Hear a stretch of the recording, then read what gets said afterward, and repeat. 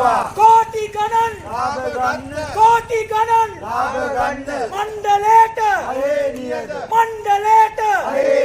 तुनगुणे अपिटम बर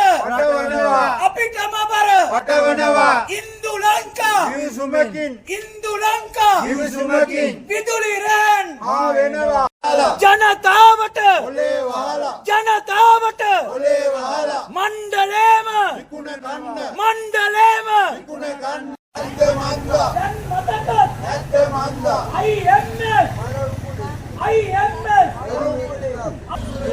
පහුගිය කාලේ NPP වේදිකාවක් ගානේ කිව්වා විදුලි බිල 130කින් අඩු කරනවා කියලා.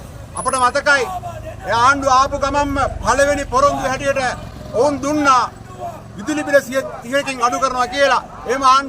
එහෙම ආපු ආණ්ඩුවද මොකද කරලා තියෙන්නේ? අද මෙන්න ඒ ජනතාවට බරපතලලා විදුලි බිල 120කින් වැඩි කරලා තියෙනවා. අපි දැක්කා දැන් ආණ්ඩුව මොකද කියන්නේ මේ විදුලි බිල වැඩි වීම සම්බන්ධයෙන්? ඔවුන් කියන ප්‍රධාන තර්කය තමයි විදුලි බල මණ්ඩල පාඩු ලැබවලු. විදුලි බල මණ්ඩල මොන පාඩුවද ලැබුවේ? 2024 අවුරුද්දේ කෝටි 1400ක ලාභයක් විදුලි බල මණ්ඩලේ ලාභ ලබනවා.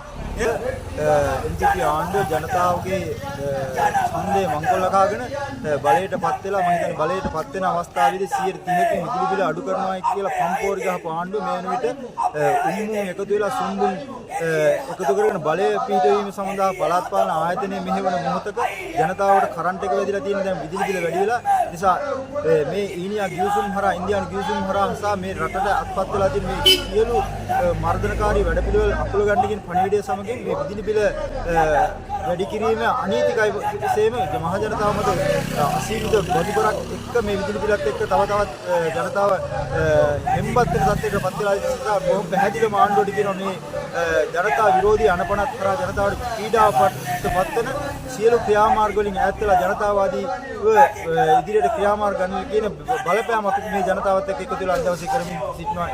ඒ පණිවිඩය තමයි මේ ශ්‍රී ලාංකික ජනතාව විතර අපි ලබා දෙන්නේ.